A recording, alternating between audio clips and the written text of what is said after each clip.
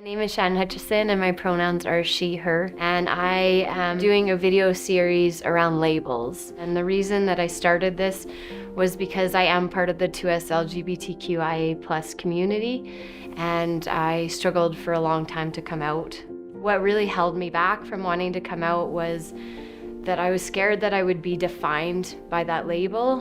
But after I came out, I started to have deeper conversations with people around labels and how they are impacting them and how it's impacted them, and really wanting us to move the world together. So I think a way we can do that is through stories and through understanding.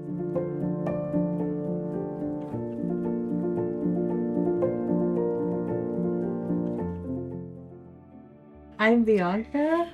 I am a theater maker, an arts administrator, a producer. I am queer. I am Filipino. I am Asian. I'm fat. Yeah, that's who I am. Awesome. I'm Keshia. I am a sister. I am fat. I am a Black woman. I am an educator. I am an artist. I am a creator. I am a wife, and I am a daughter. I guess just getting right into it. What are labels that you might carry that have been the biggest obstacles for you that you're open to sharing? I think fat is the first one that comes to mind for me. Yeah. First of all, it really took, I think, pretty much most of my life. I'm 30 years old now, but it took most of my life to even accept that word and like say it like full voice in full volume. And I think also I also came out pretty late in my life, so again, like saying the word queer and being proud of that took time.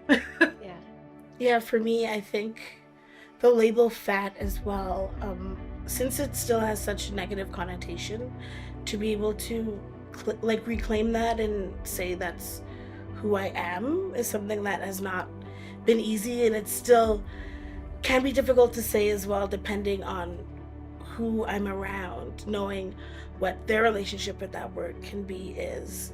So yeah, that can be challenging, but I feel like, especially with our friendship and what we've been able to work on in the past like almost 6 years now, that weight of that word, pun maybe intended, has been able to lift off, and it's a bit more neutral now than it felt before. Yeah, and labels and what society like puts on us, just it can feel so heavy. And I like that you brought in like multiple layers, because none of us are one label. We all come with so many. So the reason that I reached out to you was because I went to your play and it had a real impact on me. I've never, to be honest, heard someone say I am fat, right? And say it with conviction and say it as a statement. And it was so powerful for me to see.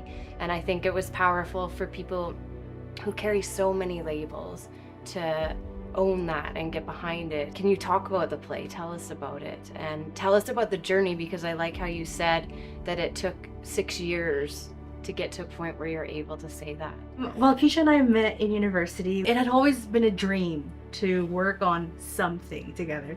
So I feel like it was just all about trying to find what we want to say. At the time, you were just like, oh, let's talk about what it's like to live in larger bodies, you know, like kind of like still skirting around that word. We ended up making like a 7-minute piece where the end goal was for us to chant, I'm fat and awesome and beautiful, and get the audience to say that along with us, which some people did. Some people were still hesitant, which was interesting to witness. But yeah, from there and that process of creating that piece, we realized that there was still so much we wanted to say, and how much we did have to say about our journey with this word, just the journey of us writing this piece and being able to do it together. I think that was an amazing thing too, is every time we went on stage to do a new iteration of this piece that we were working on, there was always, you know, that fear, especially when we first started, of we're going out on stage and exposing ourselves and calling ourselves fat in this room. So yeah, it's just so powerful, and thank you for bringing that to our world. It's so good. So I guess that kind of moves me into the next thing is having the label fat, what are kind of some assumptions that either yourself or society brings with the word fat? Right. I mean, that one is so loaded. I feel like there's so many assumptions right away when the word fat is used. Like, I think it's, a lot of people use it to mean lazy or unattractive, or, oh, they know exactly how that person eats, how that person takes care or not takes care of themselves. Like, there's all these assumptions right away that they're like in their heads listing about this person. And I feel like I got so much of that growing up. Like, I danced when I was little, so I feel like I was, like put in a literal box of like, oh, because you're this certain like weight, then that must mean that you can't do this move. Or the opposite thing would happen where, like, I don't know, like I would perform like a very, let's say, like a really amazing, impressive like dance, and then people will be like, I can't believe you can do that. Like, that is amazing, especially for someone who looks like you. And just thinking as well that like, oh, you're fat, so there's a reason you are that way. Like, you did something to yourself. And the assumption that like people could be naturally skinny, but you can't be naturally fat. And thinking that just automatically there's something wrong and something that you're doing to neglect yourself. Growing up, it's always like, just thinking about, like, I have 3 siblings and we have different body types, and growing up in the same household, being fed the same diet, but then I'm doing something wrong as a child because my body is different, when if you look around my surroundings, I'm not doing anything different. I'm not neglecting myself at 10 years old. There's things about our show that it's revolutionary to be saying these things, but it really shouldn't be that people are surprised to see 2 fat women on stage. I think lots of people were told, don't say fat when you're growing up, Mm-hmm. right? Like, it was either like quiet, right? So then saying it, you're like, am I supposed to be saying this? Or so for you to be claiming that and having the whole audience come in is, you're right, it shouldn't be revolutionary, but it is. Mm-hmm. Through these interviews, that's come up a lot.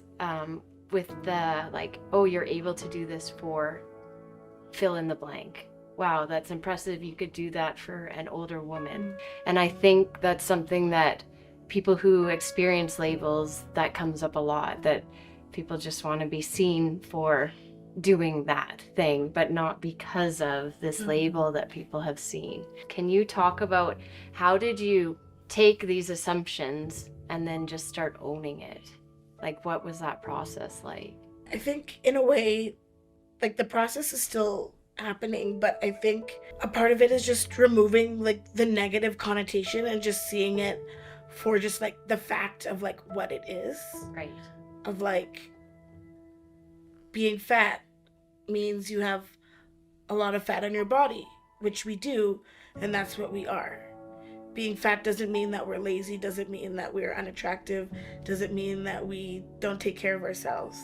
Yeah. So stripping all of like the connotations of what these certain labels hold and just taking it for face value. I think maybe that's what's revolutionary about it, is that you're going against all of these messages that people are getting from TV, from movies, from media, from parents, from growing up, from all of that, and you're saying, no, this is what it is. We've had a lot of discussions too through this series about when we see somebody, we see that person and our brains automatically make assumptions, and that's not the harm that happens. The harm is not being aware of the assumptions you're making, and definitely not acting on those assumptions.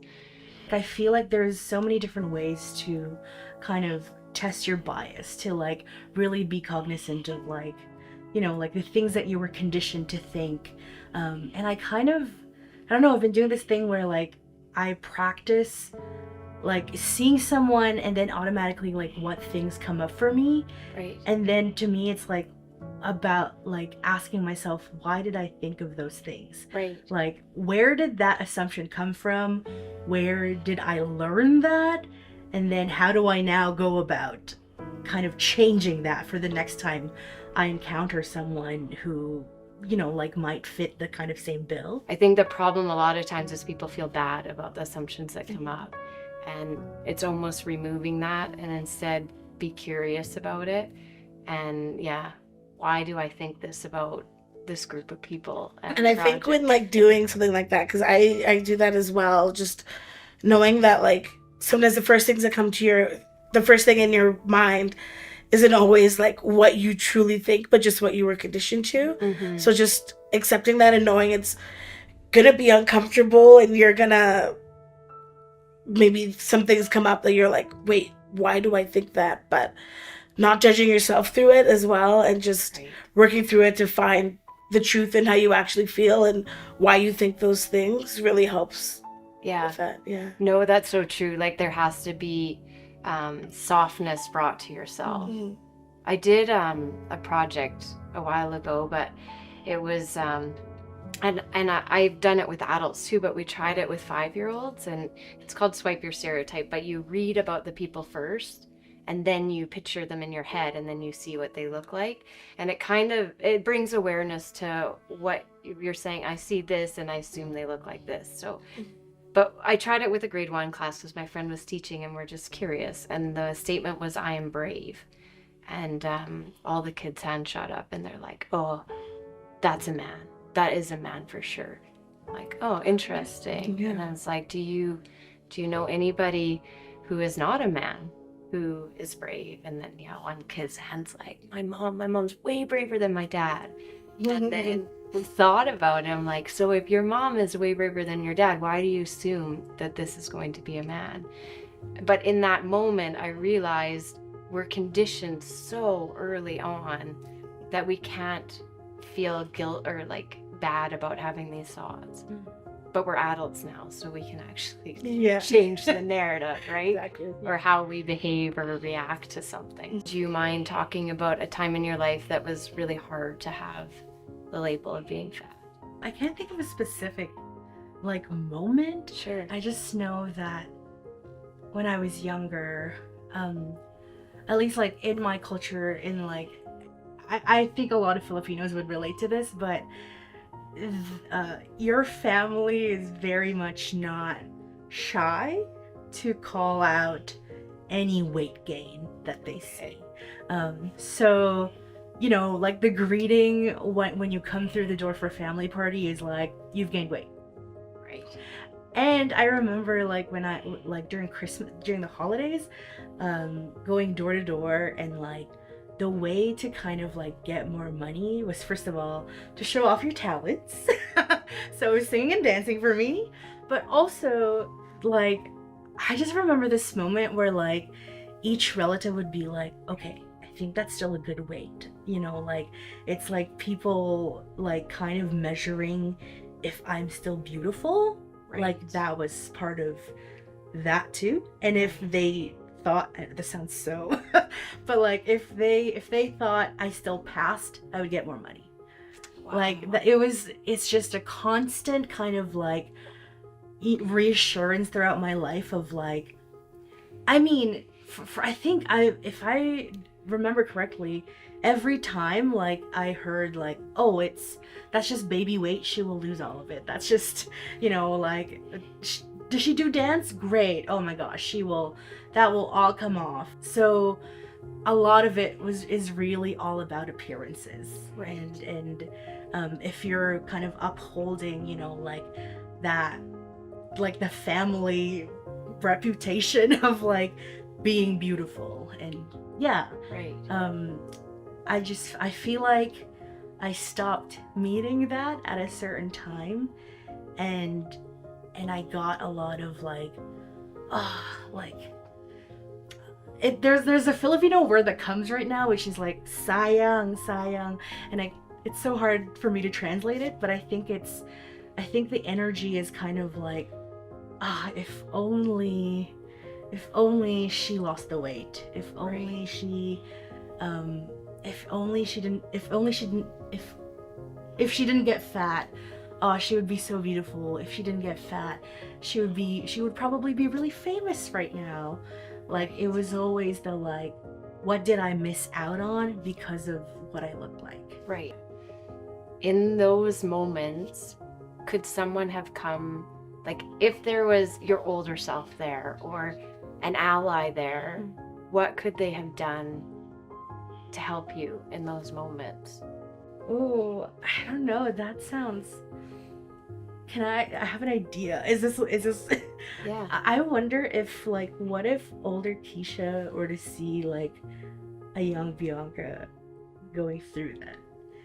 I would just like want to protect you so much and like reassure you that you are all of those amazing things that they want you to be. Not necessarily like despite your size, but like also like just because of who you are, just at face value. And yeah, I'm just like, can I just be your babysitter forever? As a child, which I think, even looking at like myself, when I was younger, when I was in dance, because I grew up dancing as well, and slowly realizing that no matter how good I am, I'm like being treated like I have plateaued, even if I haven't ability-wise, Right. because of my size, and then seeing so much time and effort being put into other people who are honestly weren't as good of a dancer as I am, but they had the ideal body for it. I think if I heard more that I was enough and my ability was good, instead of just being told to work harder or just completely being ignored, because I wasn't always like explicitly told by like my dancer or anything like, you're too fat to do this, but it was really obvious seeing the trend of who's moving forward and who becomes the rejects. And Right. then there's common denominators of people who are not fitting the ideal, which is also like race wise too, like being like fat and being black in like a skinny white world was just, there was unfortunately like no chance for me in that. I think seeing like people who looked like me, so representation, and seeing them do the things that I'm told that I'm not allowed to do, that would have been amazing. And also just hearing from adults around me, like hyping me up and supporting me and not telling me that I have to change, and not noticing a difference in how they treat me when I am trying to change my body. I think that was huge too, like seeing if I'm going on a diet and how proud people were of me, and being like, oh, when you lose the weight, I'm gonna buy you all these clothes, or I'm gonna do this for you and you're gonna look so good, and then that not really happening, and then their attitude towards me changing. Right. Just those subtle things that I notice, even with like fat, like sibling dynamics of having a younger sister who was naturally skinny, and like noticing how she was treated compared to me. And my sister even said when she was like 5 years old, she remembered having a thought that was like, I hope I don't grow up to look like Keshia. And she thought that at 5, because even though she wasn't receiving that treatment, she was able to notice that. So, wow. That and stuff from your childhood stays with you. Not making comments on your child's body, like praising them for looking a certain way, or commenting on something that's negative about them. Also, critiquing your own body in front of your children. I think that's another thing. Because I know there are some things that I'm like, am I supposed to hate this about myself? Because I have that feature that my mom has, and she also hates it. And not allowing people to make comments about your children's body. Just shutting that down right away. That's the thing, is we watch how fat people are treated even from day one. Right. And I think the exciting thing right now is that there's so many resources that's so helpful. Like there's a lot of children's books that are about like, there are different types of bodies, and like loving your body and what that's like. And like, I feel like that starts from a young age. Right. So having those different types of books at home. Yeah. And there's also a lot of podcasts who like have parents over and who are trying to create like a fat positive like way of living. So Right. but it also starts from like, you know, not labeling any certain types of food good or bad. I see a lot of parents now on TikTok who are like, you know, like candy is not a scary thing that we will only allow for this one day. Sugar is not something to be feared. Right. Like your body changes and that's natural. And like I know this can look kind of like idealistic, but I'm like, I would love for that to have been taught to me at a young age. Are there situations where people can be allies for you as adults? Like, do you come across situations where people say things or it's uncomfortable? Or I guess, what do you want people to know? I think one big thing that comes out a lot is just diet talk in general.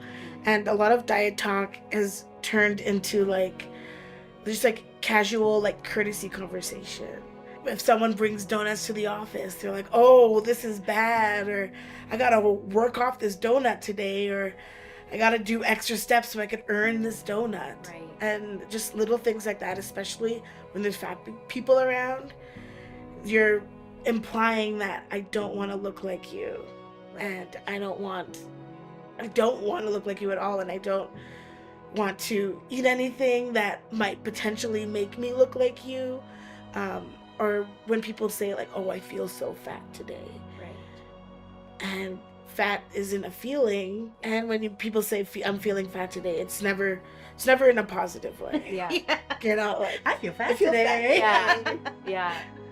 I remember I had moved to London like in my mid-20s, and I had come out to some people, but not a lot of people. But and it was when everyone was saying that's so gay. Oh, And, right? I think that's gotten better, but my partner and I were like, is that just because people don't say it around us anymore, or is that actually getting better? But then, yeah, when my flatmate had said, like, substitute the word that you're thinking for gay, and then it was always stupid or dumb or right, and that was eye-opening. So same thing, right? I feel fat. Well, what are you putting in there? And then it's almost a direct correlation, Yeah. right? What do you want people to know that will help with inclusivity, with making people feel good and feel welcome? I think listening is such a key thing, like listening and seeking out like fat artists, fat voices, fat storytellers.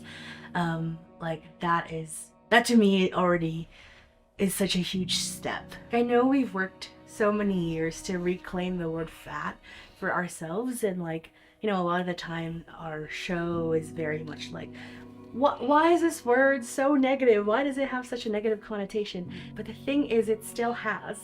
Right. So I've been in a few situations where like people will use that word, but the tone is still in like such a weaponizing way that I'm like, oh, I think I understand that you're trying to like take the stigma out of this word, but like there's still things like tone and, you know, like how you're actually using that word. So just because we are reclaiming it and saying that's not a bad thing doesn't mean that, okay, everyone call everybody you see who's in a larger body fat. Like, Yeah. It is okay.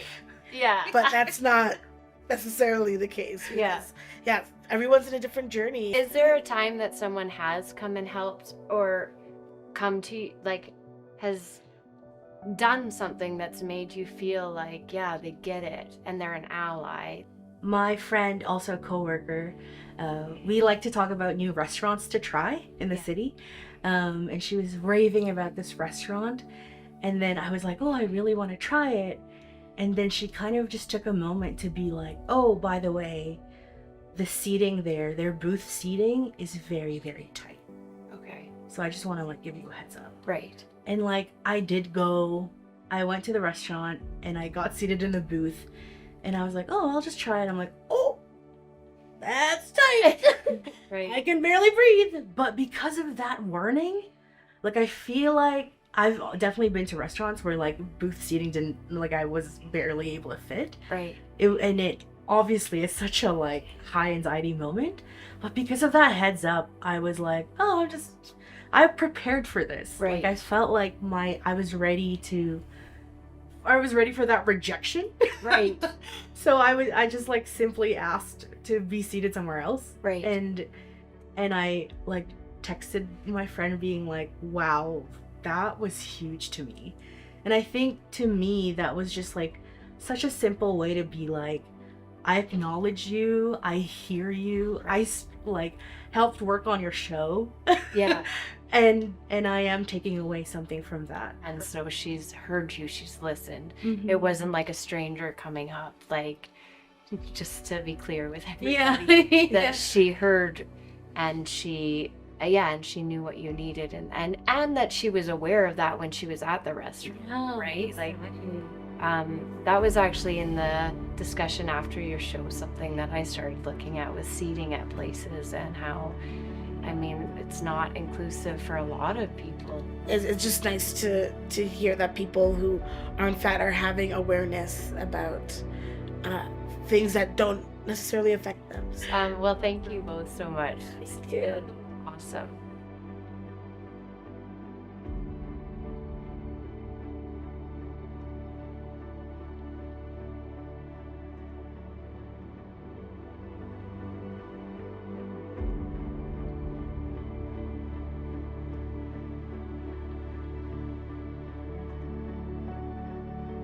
The big reason that we're wanting to do this is I think a lot of times people want to help. I like to think that people have good hearts. They want to help and they want to understand people, but they don't know how to take that step, don't know how to be an ally. They don't know what questions to ask, what questions not to ask. And I'm hoping like through this series that people are able to watch it and maybe take that next step.